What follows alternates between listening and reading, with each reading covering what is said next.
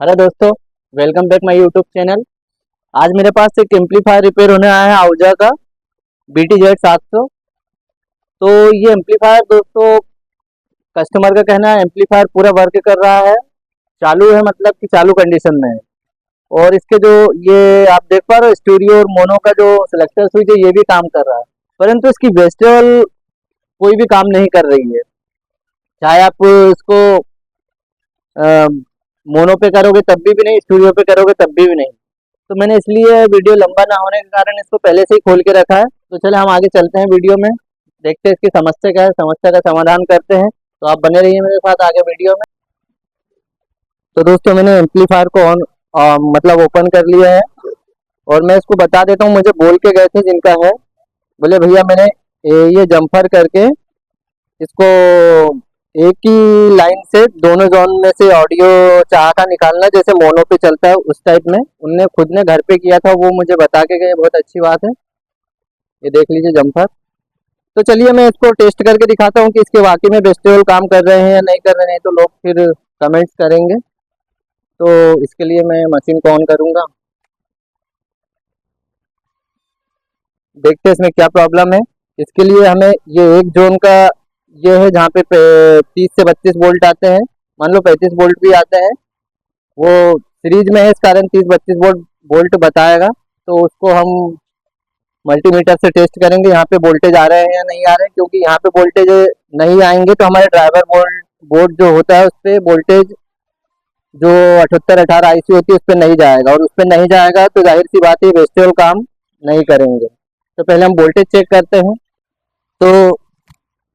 तो गाइस, हम पहले तो इसका वोल्टेज चेक करते हैं इस जोन का। यहाँ से वोल्टेज आता है जो, तो ये 30 वोल्ट के लगभग होने के ठीक बन रहे हैं वोल्टेज पे। और यहीं से वोल्टेज, ये जो IC लगी हुई है, मैं आपको एक बोर्ड दिखाता हूँ। ये जो IC लगी हुई होती है 78-18, इस पे आता है यहाँ से वोल्ट 30 वोल्ट, और ये 30 वोल्ट से ऑपरेट होके 17 से 18 वोल्ट बनाती है ये IC। और यहीं से ही ये जो ट्रांजिस्टर दिख रहा है 3055, इसके ये यहाँ पे जाता है, और यहीं से ही हमको 15 या 14 वोल्ट जो मिलते हैं वो हमारे ये जो BT बोर्ड दिख रहा है ये BT बोर्ड पे आता है, तब BT बोर्ड काम करता है।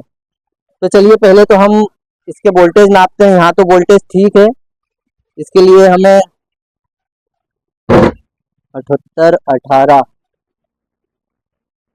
ये देख लीजिए 18 वोल्ट की जो सप्लाई है प्रीसेट पे आ रही है।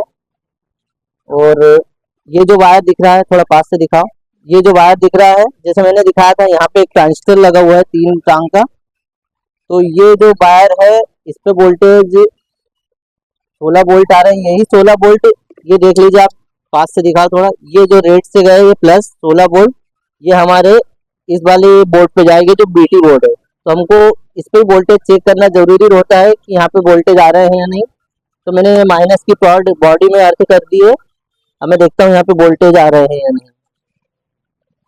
ये देख लीजिए आप, 14 वोल्ट करेक्ट आ रहे हैं, और ये वाले पॉइंट पे भी 12-13 वोल्ट 14 वोल्ट करेक्ट आ रहे हैं, मतलब कि हमारे BT बोर्ड में करंट प्रॉपरली जा रहा है।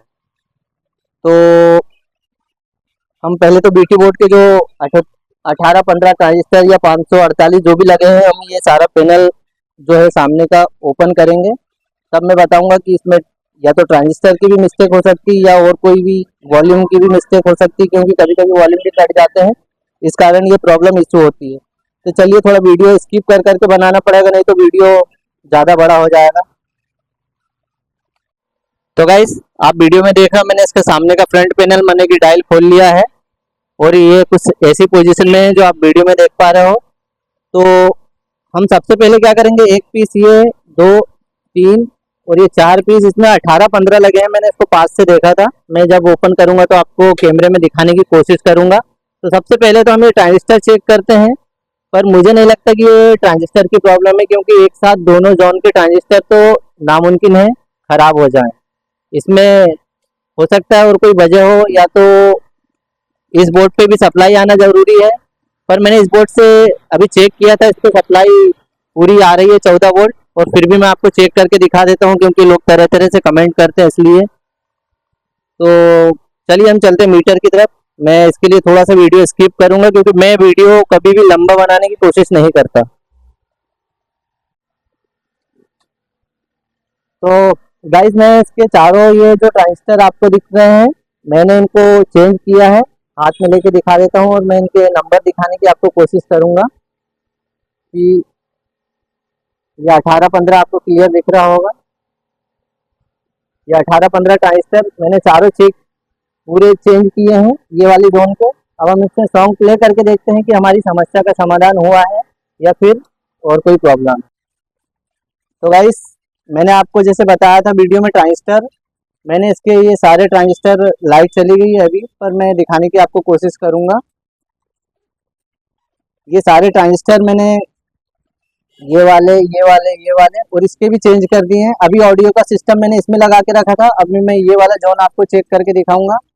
और ट्रांजिस्टर हम डाल चुके हैं, ये सारे उसके निकले हुए ट्रांजिस्टर रखे हुए हैं इधर, और 4 ट्रांजिस्टर उधर भी रखे हुए हैं। तो हमने 8 ट्रांजिस्टर इसके निकाल दिए हैं और हमने नए ट्रांजिस्टर डाले हैं। तो हम इसका ऑडियो चेक करते कि हमारी समस्या का समाधान हुआ है या नहीं। पहले हम मशीन को प्ले करके चालू करके देखते हैं, सॉन्ग प्ले करके कि किस कंडीशन तक गई है हमारी मशीन।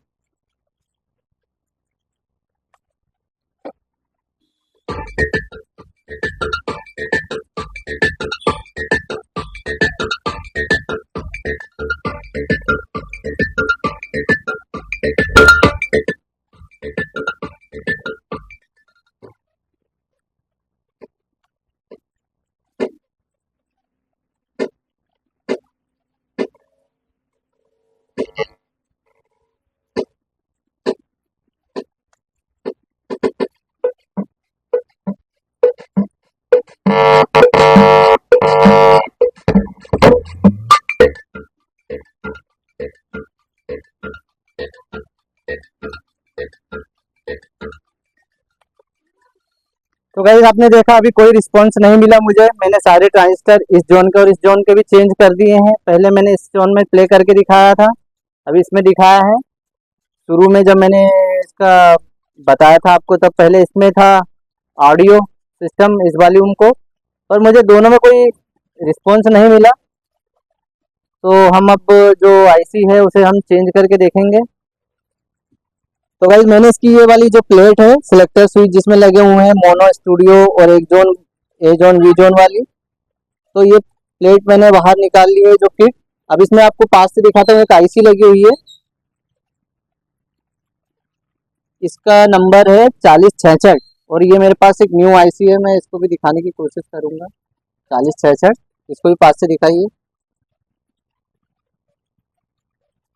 इसमें कुछ नंबर बहुत ज़्यादा धुंधले हो चुके हैं, तो हम पहले तो इस आईसी को चेंज करेंगे और ये 2 ट्रांजिस्टर इनको चेंज करेंगे और फिर देखेंगे हमारी समस्या का समाधान हुआ कि नहीं। वैसे ये अंतिम कड़ी है क्योंकि अगर जो ये आईसी खराब होती है तो भी ये कंडीशन होती है। तो चलिए हम थोड़ा वीडियो लंबा ना हो इस कारण एक बार स्किप करके और फिर ये आईसी में नई डाल के आपको रिजल्ट दिखाता हूँ क्या हुआ उसका रिजल्ट। तो गाइस मैंने इसमें नई आईसी, ये देख लीजिए पुरानी आईसी और मैंने नई आईसी फिट करी है इसमें।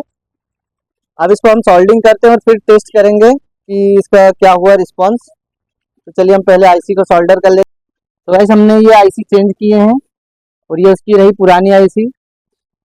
अब हम इसको देखते हैं कि हमारी वेजिटेबल की जो समस्या मैंने इंट्रो में दिखाया था वो प्रॉब्लम सॉल्व हुई कि नहीं। वैसे तो मैं आपको पहले ये बता दूं कि हमारी 100% प्रॉब्लम सॉल्व हो जाएगी क्योंकि इसके अलावा इसमें कोई ऑप्शन ही नहीं है। तो मैं आपको सॉन्ग प्ले करके मशीन का दिखाता हूँ,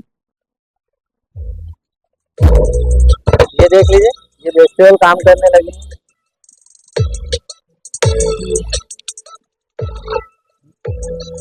वो माइक वहाँ पे